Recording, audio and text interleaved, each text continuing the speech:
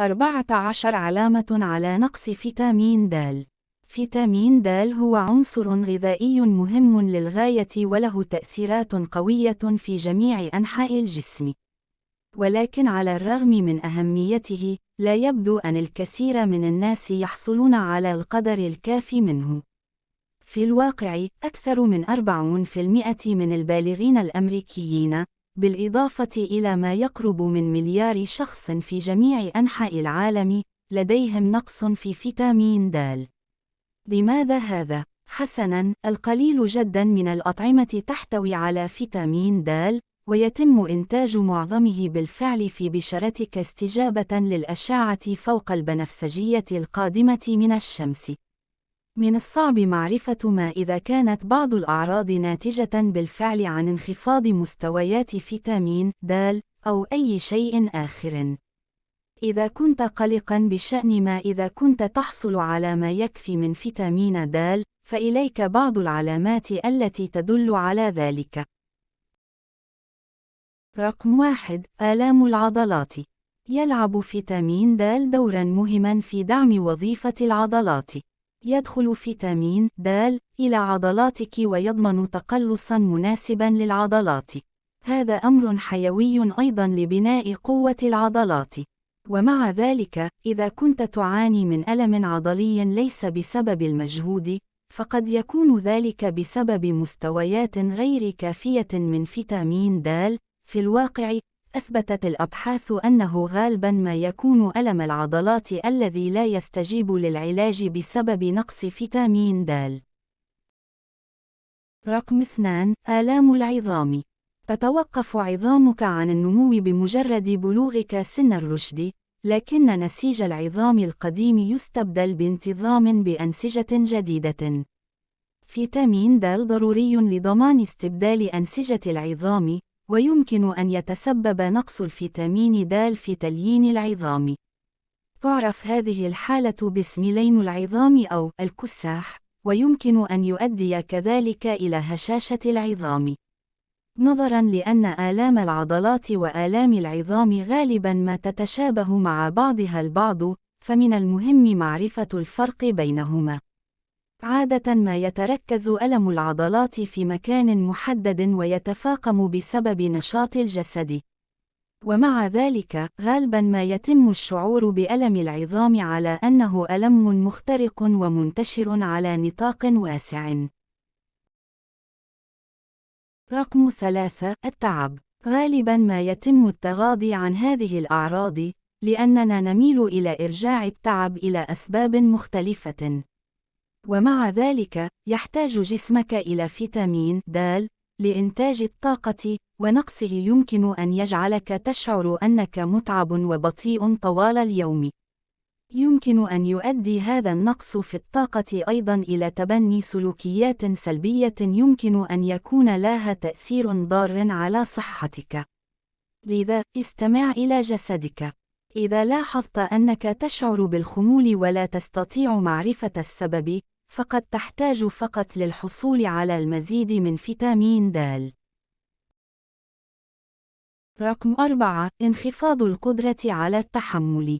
إذا كنت نشيطاً بدنياً ولكنك لاحظت أن قدرتك على التحمل تتناقص بشكل واضح، قد يكون السبب هو انخفاض مستويات فيتامين د. كما ذكرت في النقطة السابقة، يلعب فيتامين د دوراً حيوياً في الحفاظ وزيادة الطاقة، وهذا ينعكس بشكل خاص على القدرة على التحمل. يمكن أن يعاني الأشخاص النشطون بدنياً أيضاً من انخفاض القدرة على التحمل، حتى لو كانوا يحصلون على ما يكفي من أشعة الشمس كل يوم.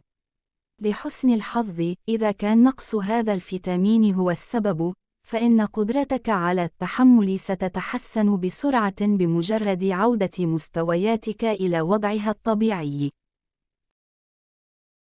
رقم 5: الحالة المزاجية المنخفضة.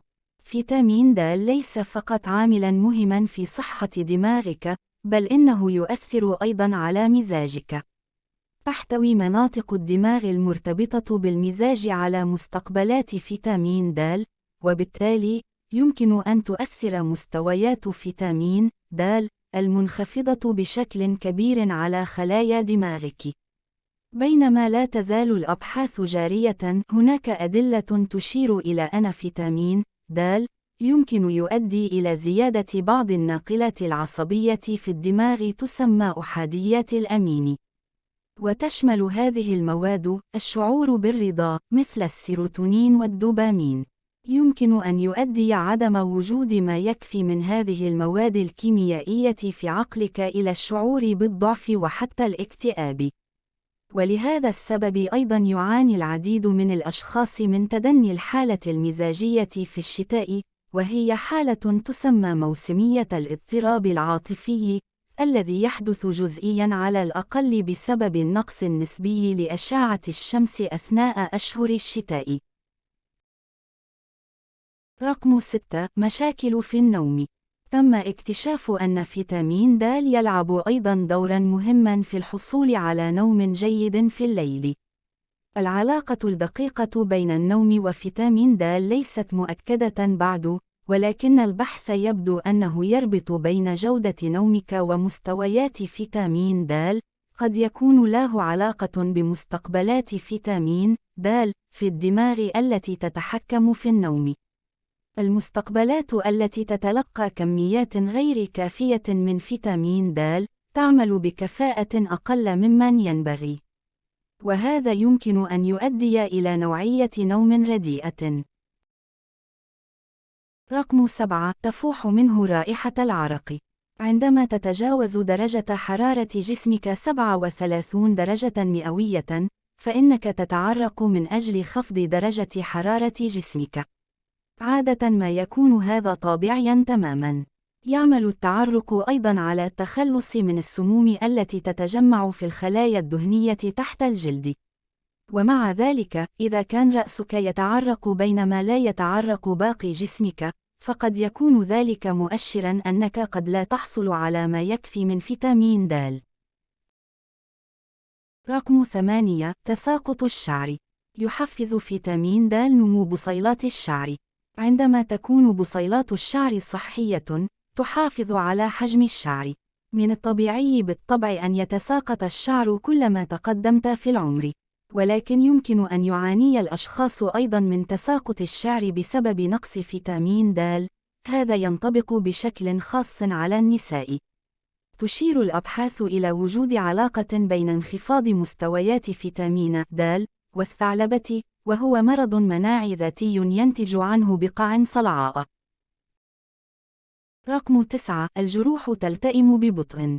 إذا تعرضت للإصابة واستغرق الأمر وقتاً طويلاً حتى تلتئم جروحك، فهذا يعني قد يكون نقص فيتامين د في جسمك هو السبب. يلعب فيتامين د دوراً حيوياً في إعادة بناء الجلد، وبالتالي إذا لم تحصل على ما يكفي منه فسوف تلتئم جروحك بوتيرة أبطأ بكثير. يمكن أن يكون هذا مشكلة خاصة بعد الجراحة. رقم 10. الشعور بالدوار.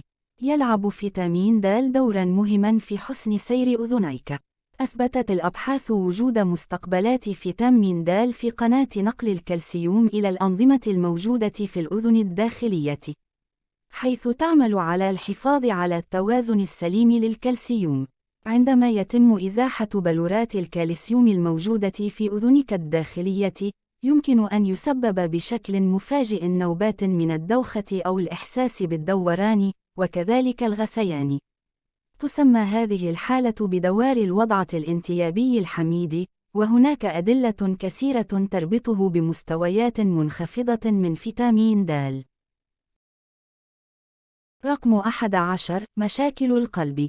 ربما يكون نقص فيتامين د من أكثر عوامل الخطر التي يتم التقليل من شأنها للإصابة بأمراض القلب. ومع ذلك، يبدو أن الأدلة المتزايدة تشير إلى أن المستويات غير الكافية منه يمكن أن يزيد من احتمالية الإصابة بأمراض القلب. يبدو أن هناك أيضاً علاقة بارتفاع ضغط الدم. وفقاً لعدد من الدراسات البحثية الكبيرة، يمكن أن يؤدي انخفاض مستويات فيتامين د إلى مضاعفة المخاطر من الإصابة بسكتة دماغية أو نوبة قلبية أو غيرها من مضاعفات القلب. رقم 12. زيادة وزن الجسم. يعتقد أن فيتامين د يحسن قدرة الجسم على امتصاص العناصر الغذائية المهمة، وهو ضروري ليس فقط لصحة العظام، ولكن أيضاً للتمثيل الغذائي الصحي. يساعد جسمك على حرق السعرات الحرارية. رقم 13. العدوى المتكررة. مستويات فيتامين د لها تأثير مباشر على صحة جهاز المناعة في الجسم. عندما يتمكن جسمك من معالجة مستويات كافية منه، يظل نظام المناعة لديك قوياً وقادرة على مكافحة الالتهابات والأمراض كما يجب. عدم الحصول على ما يكفي من هذا الفيتامين المهم يمكن أن يؤدي إلى عواقب وخيمة. يمكن أن يضعف الجهاز المناعي بشكل كبير، ممن يجعلك عرضة للعدوى المتكررة والأمراض المزمنة.